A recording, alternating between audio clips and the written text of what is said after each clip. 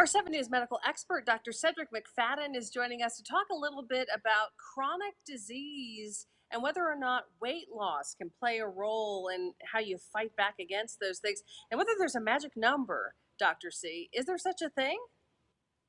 Well, there actually is. Some recent research has come out that's brought this conversation back to light. We've known for some time that weight loss can influence, how much of the protection you have against chronic illnesses.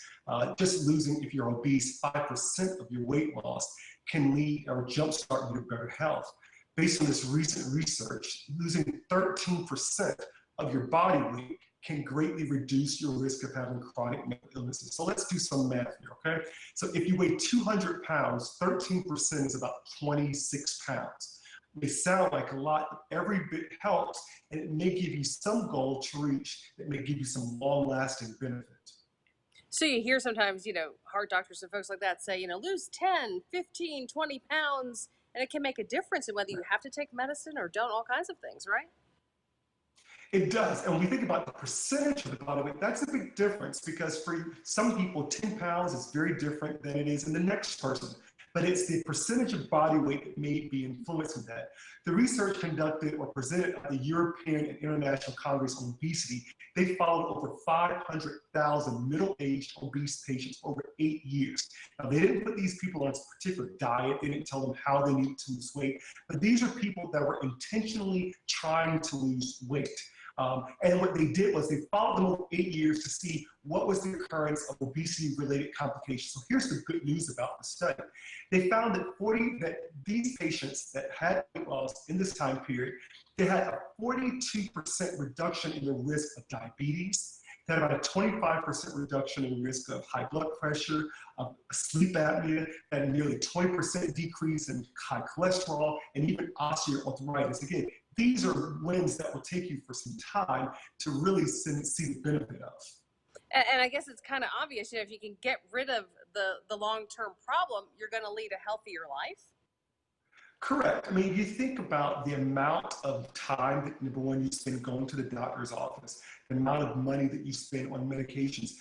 One estimate is that people who have type 2 diabetes may spend over $10,000 a year on diabetes-related equipment. So that's equipment, there's medications, there's the stress and anxiety illnesses, and let's not forget about the impact that these chronic illnesses have on your life expectancy. Many of these estimates say that having diabetes alone may reduce your life expectancy anywhere from 5 to 10 years. And so just by losing perhaps just 13% of your body weight may, create some changes that you'll see in multiple areas of your life.